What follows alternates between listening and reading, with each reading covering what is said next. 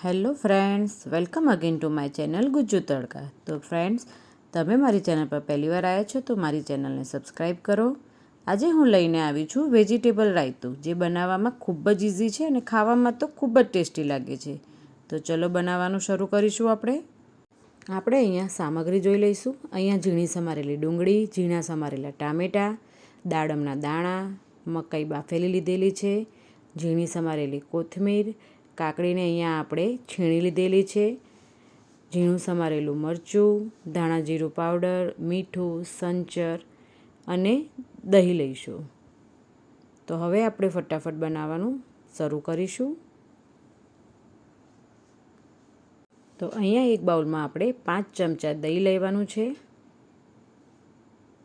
જે ખાટું નથી લેવાનું. તો અહીંયા જે આપણે છીણીને જે કાકડી લીધેલી છે તેને એડ કરીશું એક બાઉલ, ટામેટાં જે ઝીણા સમારેલા છે તે એડ કરીશું, ડુંગળી એડ કરીશું, બાફેલા મકાઈના દાણા એડ કરીશું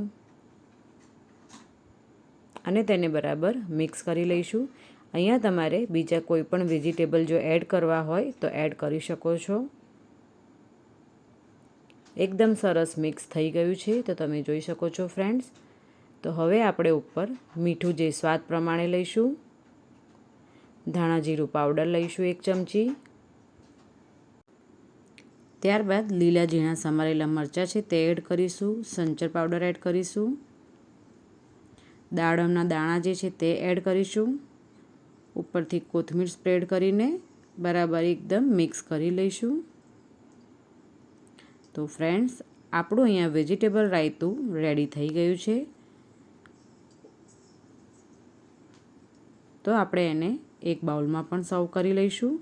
આને તમે રોટલી કે પરોઠા જોડે પણ ખાઈ શકો છો.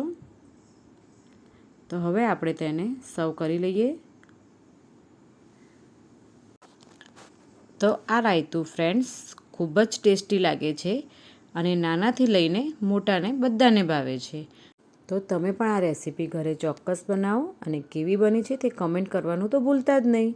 જો મારો વિડીયો ગમ્યો હોય તો લાઈક અને શેર કરો. Thank you.